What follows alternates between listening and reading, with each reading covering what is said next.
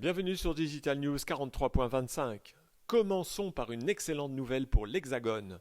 Le Panorama French Tech 2025 le confirme, l'IA est en tête des levées de fonds en France, surpassant tous les autres domaines technologiques.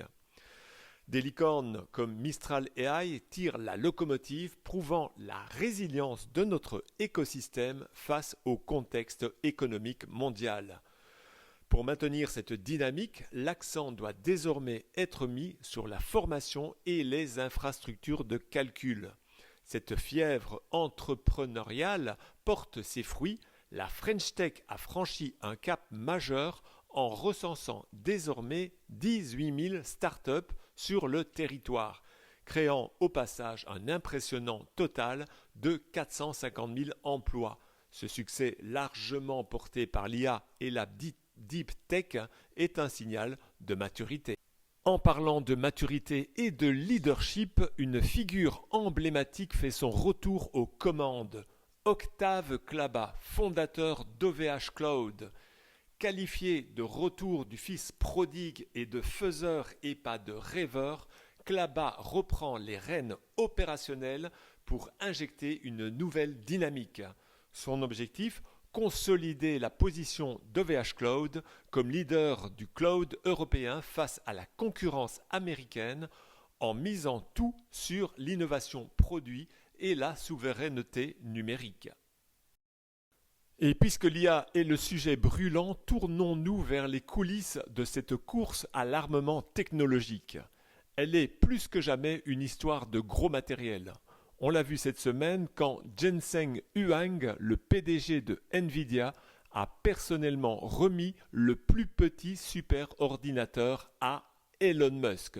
Ce geste symbolique souligne que l'accès à la puissance de calcul reste le facteur le plus critique dans la course à la suprématie de l'intelligence artificielle, notamment pour xAI, la société de Musk.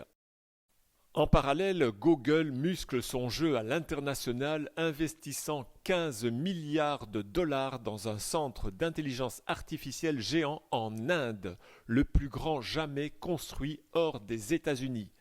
L'Inde est un marché stratégique non seulement pour le nombre d'utilisateurs, mais aussi pour sa main-d'œuvre qualifiée en ingénierie. Cette puissance de feu se traduit par une concurrence féroce. Google pourrait bientôt donner un coup de grâce à ChatGPT avec l'annonce d'une sortie de Gemini 3.0 bien plus vite que prévu. Ce modèle promet d'être un bond en avant en termes de performance et de capacité multimodale. La guerre fait rage aussi sur la vidéo. Après Sora d'OpenAI, Google a riposté avec l'annonce de Veo 3.1, une IA vidéo encore plus réaliste et capable de générer des clips plus longs et cohérents. Mais OpenAI ne reste pas les bras croisés. L'entreprise de Sam Altman cherche à tuer Google Chrome en dévoilant ChatGPT Atlas, un navigateur web basé sur l'intelligence artificielle. Celui-ci ne se contenterait pas de rechercher des liens, mais fonctionnerait comme un agent intelligent capable de résumer des pages et de réaliser des tâches automatisées.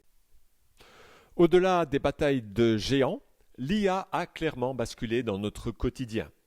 Le rapport digital 2025 est formel. Plus d'1 milliard de personnes utilisent désormais l'IA générative au quotidien.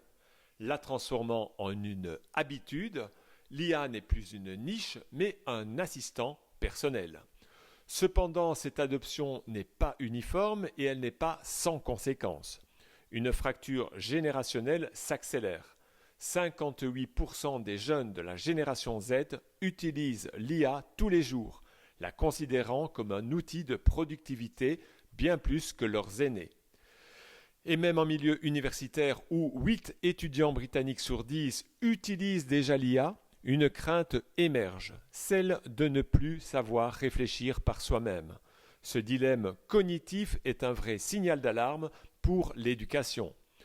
De plus, l'IA divise le monde. Une étude révèle qu'une majorité de citoyens est plus inquiète qu'enthousiaste face au progrès rapide. l'anxiété étant principalement liée au risque sur l'emploi et la désinformation. Pour OpenAI, un autre défi majeur est la monétisation. C'est le paradoxe de ChatGPT, quasiment personne ne paye pour l'IA la plus populaire. Face aux coûts colossaux, l'entreprise se tourne vers la monétisation des utilisateurs gratuits via la publicité contextuelle. L'IA pourrait donc insérer des recommandations de produits pertinentes dans ses réponses, marquant son passage d'outils technologiques à plateforme de monétisation. Sur le plan éthique, OpenAI fait une promesse pas très catholique à ses utilisateurs, la possibilité d'autoriser ChatGPT à générer des propos sexuellement explicites pour les utilisateurs adultes. Une décision qui œuvre un nouveau front dans le débat sur la modération et la liberté créative. Cette explosion de l'IA a des répercussions directes sur Internet. Un point de bascule a été franchi. Une étude révèle qu'environ 50% des contenus en ligne seraient désormais générés par l'IA. Le contenu créé par les machines est désormais aussi important que celui produit par les humains, avec des conséquences majeures sur le référencement et la confiance du public. Malheureusement, l'IA est aussi une arme. Les réseaux d'influence russes intoxiquent désormais l'opinion en ligne en temps réel en utilisant des IA génératives et des chatbots sophistiqués pour amplifier la désinformation. Face à cette menace, les plateformes sont forcées de réagir. X, ex-Twitter, prévoit d'afficher l'origine et l'historique des comptes pour lutter contre les faux profils. Et de son côté, Pinterest est le premier réseau à permettre de filtrer les images produites par IA, un pas important vers un web plus transparent. L'IA ne s'arrête pas aux écrans, elle prend aussi la forme physique. La reconnaissance est là. Le robot humanoïde et domestique Figure 03 a été élu invention de l'année par le Time, marquant l'entrée des humanoïdes dans la sphère domestique. La Chine, elle, intensifie aussi la course avec le DR-02, son premier robot humanoïde tout-terrain conçu pour opérer dans des environnements non structurés. L'automatisation du travail prend également une tournure dramatique. Amazon voudrait remplacer des centaines de milliers de ses employés par des robots dans ses entrepôts, un projet qui annonce une automatisation totale de la chaîne logistique. Et en matière de mobilité, les robots taxis de Google arrivent à Londres, une première étape vers l'Europe. Cela forcera les villes du continent à adapter leur infrastructure et réglementaire.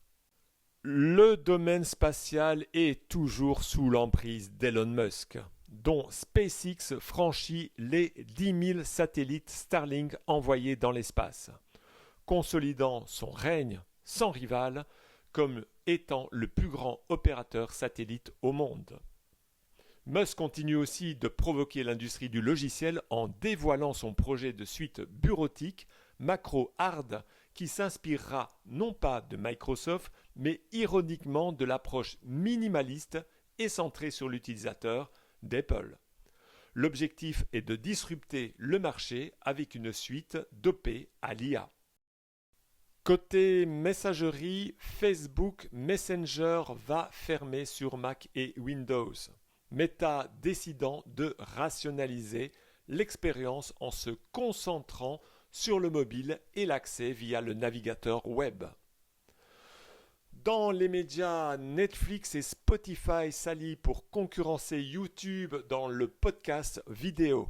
L'accord vise à créer une offre unifiée et premium en diffusant des contenus vidéo originaux de Netflix sur Spotify.